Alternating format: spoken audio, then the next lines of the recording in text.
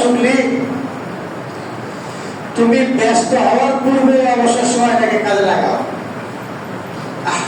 বুঝি আমরা অবসর সময় একটা কোরআন করতে পারি, একটা হাদিস করতে পারি, একটা ভালো বই পড়তে পারি, অথবা একটা কলা গাছ লাগাইতে পারি না, অথবা ভালো মসজিদে একটু 2 রাকাত নফল নামাজ করতে পারি, বা ফারাগ একটা আপনার সুখী। কিন্তু যখন আপনি ব্যস্ত হয়ে যাবেন, অনেক ব্যস্ত মানুষ আছে, খাওয়ার সময় পায় না, এত ব্যস্ত আছে না, খাওয়ার সময় পায় না। এই ব্যস্ত হওয়ার পূর্বে অবসর সময়টাকে ভালো কাজে ব্যয় করতে হবে। কিন্তু এই তরুণ সমাজ, আমাদের এলাকা, এই এলাকার তরুণ সমাজ, এরা বাউন্ডের বদমাইশ সবাই না, তবে অধিকাংশ অবসর সময় কি করে? গেম খেলে, মোবাইলে গেম খেলে ব্যয় করে, খারাপ ছবি থেকে ব্যয় করে, আঁকা বোতাম করে ব্যয় করে, বাজে বই করে ব্যয় করে। তারপর কি পরীক্ষার সময় আসে কাঁদতে। কথা বুঝতে পারছে? এইবারে কথা বলি, নাম বললে এই যে মুরব্বী যারা সবাই চিনবেন, সম্ভ্রান্ত ফ্যামিলির লোক। আচ্ছা, 2 মাস ধরে ঘুরতে আছে তার ছেলের ফর্ম ফিল করার জন্য, ফেল করছিল,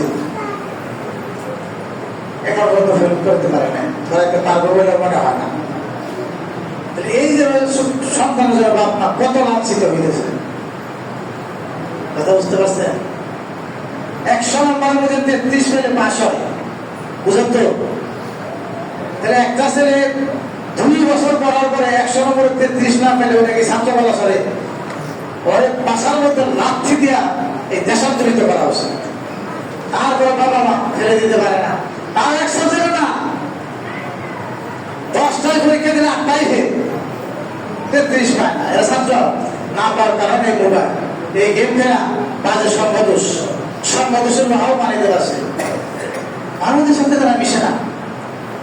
এই আপনারা যারা এখানে আসেন, কথা শুনছেন, এই যে যারা ব্যবসা করেন, সময় নাই, সকালে বের হওয়া, সন্ধ্যায় ঘরে ফিরে, কিন্তু অবসর নাই। কিন্তু যখন অবসর না, এই সময় তারা আল্লাহর ইবাদতে কাজ করে। কত আফসোস করবেন, আল্লাহ একবার দুনিয়ায় যেতে দাও, আগে একবার সুবহানাল্লাহ বলি, আমার সকল সম্পত্তি তোমার রাস্তায় দিয়ে দেবো, সবটা করে দেবো। মৃত্যুর পরে আসতে পারবে না। জান্নাতও সত্য, জাহান্নামও সত্য। এই অবসর সময় যারা নষ্ট করে গেম খেলে, তাদেরকে আমি মানুষ মনে করি না, তারা হলো মানুষ। আল্লাহ তাআলা আমাকে আপনাকে সকলকে আমল করার তৌফিক দান করুন। হায়াতটাকে কষ্ট করতে মরার আগে অনেক মানুষ বলে যায় না, হঠাৎ করে রাইতে শয়, সকালে বলে ওকে মারা গেছে, আছে না? তাহলে এই হায়াতটাকে আপনি মরার আগে আল্লাহর প্রতি কাজ লাগা। ওগুলো শুনে জিজ্ঞেস করবে, ঢুকা তোমার রবকে বলতে পারলেন? রব্বি আল্লাহ, মুখস্থির বিষয়। এই দুনিয়ায় যদি ভালো পথে চলে, কোরআন হাদিসের পথে চলে, আল্লাহর ইচ্ছায় আপনার তকদীর বেরিয়ে আসবে, রব্বি আল্লাহ। আমার দিনুকা, তোমার ধর্ম কি? বলতে পারবেন? সারা জীবন ফেরাউনের ধর্মে, নমরুদের ধর্মে চললে, শয়তানের সাথে বন্ধুত্ব করলে, কোরআন হাদিসের সাথে সম্পর্ক নাই, মিথ্যা কথা বললেন, হারাম পেলেন, আপনার মধ্যে বেরোব দ্বীনুল ইসলাম। নবী ছিলেন না, নবীর কথাও বলতে পারেন। সম্মানিত ভাইয়েরা আমার, আল্লাহ নবী বলেন 3 নম্বর, মালিহি মিন আইনা ইকতাসাবা। ভালো করে শুনেন, তারা তো বেশি দিল।